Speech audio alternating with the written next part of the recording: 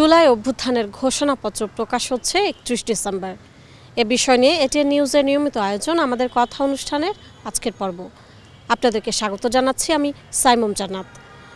এ বিষয় নিয়ে জনসাধারণের মতামত শুনব, তবে তার আগে চলুন দেখে আসি এটিএন নিউজে প্রচারিত একটি প্রতিবেদন।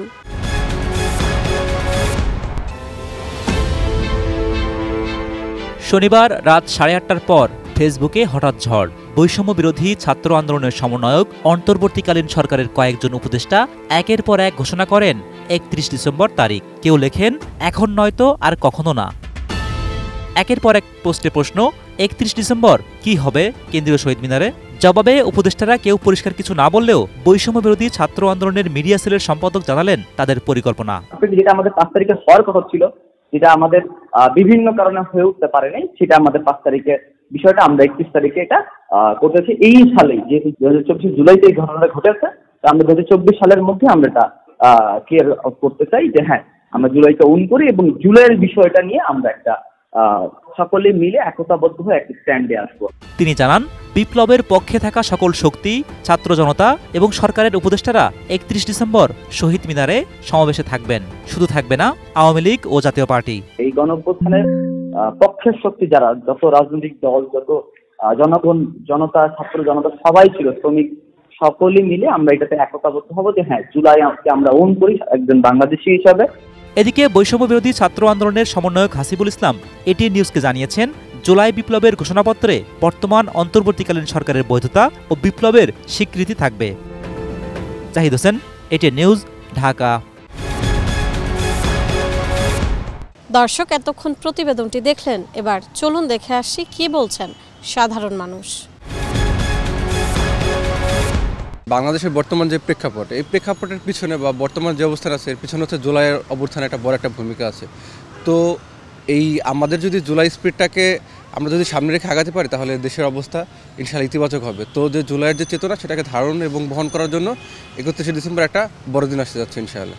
জুলাই অভ্যুত্থানটা ছিল শুধু ছাত্ররা না, এখানে আমাদের দেশের সব ধরনের মানুষ, আপামর জনতা জুলাই অভ্যুত্থানে অংশগ্রহণ করছে।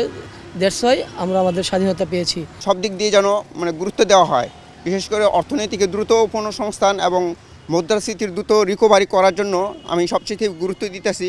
এই মুদ্রাস্ফীতির জন্য আমরা উচ্চ মূল্যে দ্রব্যমূল্য ভোগান্তি পোহাচ্ছি। সাধারণ জনগণ নিত্য প্রয়োজনীয় জিনিসপত্র খেতে পারছে না ঠিকমতো। খাদ্যের স্বয়ংসম্পন্ন কৃষিভিত্তিক একটা অর্থনীতির দেশেও খাদ্য নিয়ে যে সংকট, এটা আমাদের দেশে আসলে আমাদের জন্য বেমানান।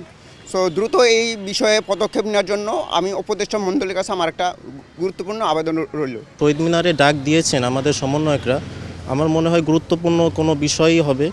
এবং যেহেতু এখনও নির্বাচন হয় নাই, দেশটা অস্থিতিশীল এবং আশেপাশের রাষ্ট্র আমাদের দেশটা অস্থিতিশীল করতে চাচ্ছে, আমাদের সকলকে এক হয়ে কাজ করা উচিত।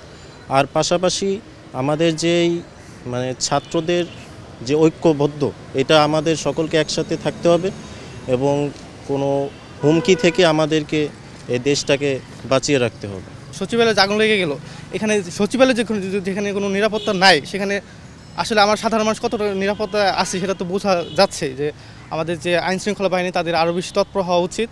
আর যে ঘোষণাপত্রটা তারা দিতে যাচ্ছে 31 ডিসেম্বর, সেখানে আসলে চাইবো যে আমাদের সাধারণ মানুষকে, তাদের সাধারণ মানুষ যেন ভালো থাকতে পারে সেই দিকটাকে আগে তুলে ধরা বা সেই দিকটাকে আগে লক্ষ্য করা। যেরকম পরিবর্তনটা আমরা আশা করেছিলাম, পরিবর্তনটা কিন্তু আসলে ওই রকম হচ্ছে না। তা আমাদের সব মিলে এখন একটাই কথা, সমন্বয়ক হোক যেই হোক, আমাদের সম্মিলিতভাবে সবাইকে জাতিগতভাবে এগিয়ে আসতে হবে। আমাদের উচিত, দেশের প্রত্যেকটা নাগরিকের উচিত, সচেতন নাগরিকের উচিত আমাদের যার যার অবস্থান থেকে এগিয়ে আসা।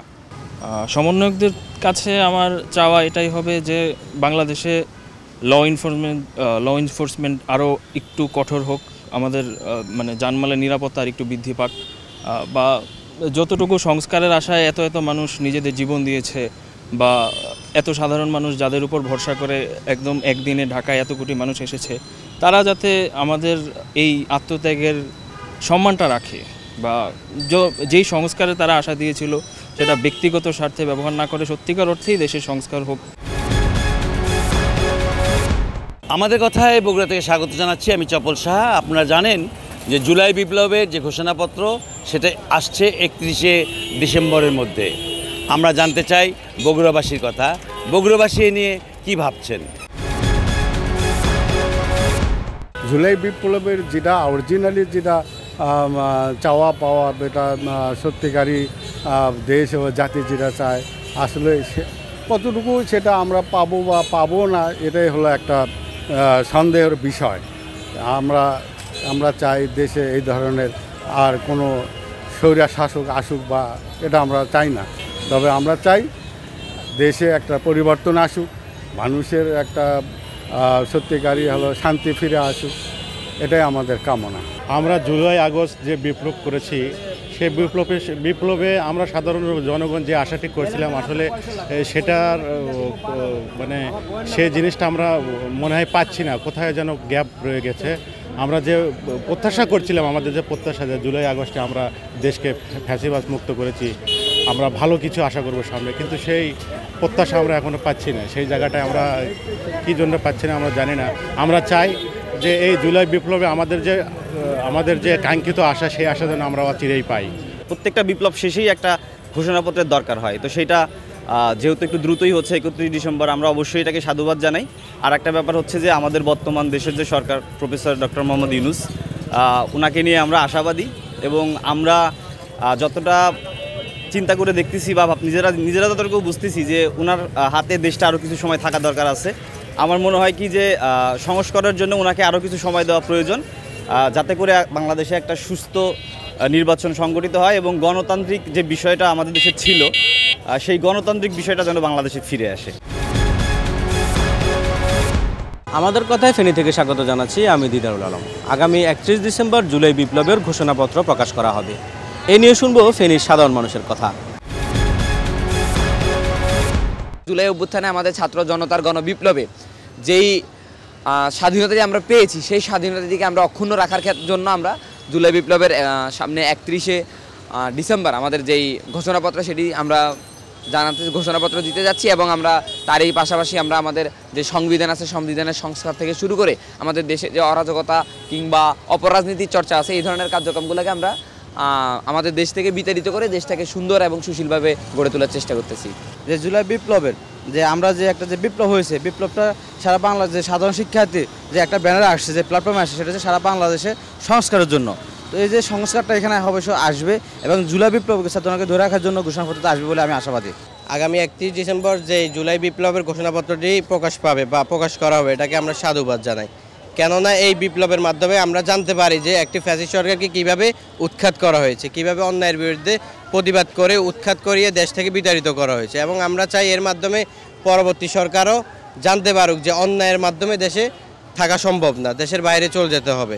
তাহলে এটা পরবর্তী প্রজন্মের জন্য একটা শিক্ষা এবং পরবর্তী সরকারের জন্য একটা শিক্ষা হয়ে থাকবে।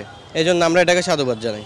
আগামী প্রজন্মের জন্য অনেক বড় একটা অনুপ্রেরণা থাকবে যে জুলাই বিপ্লবে আমরা কি করছি, ওইগুলা তুলে ধরা হলে আগামী প্রজন্ম যেন এটা থেকে কোনো ফ্যাসিস্ট সরকারকে সরানোর জন্য, কোনো ইয়াকে করার জন্য ঠিকমতোই এটা অনেক দরকার। আমরা এটাকে সাধুবাদ জানাই। দর্শক, এই ছিল আমাদের কথা অনুষ্ঠানের আজকের আয়োজন।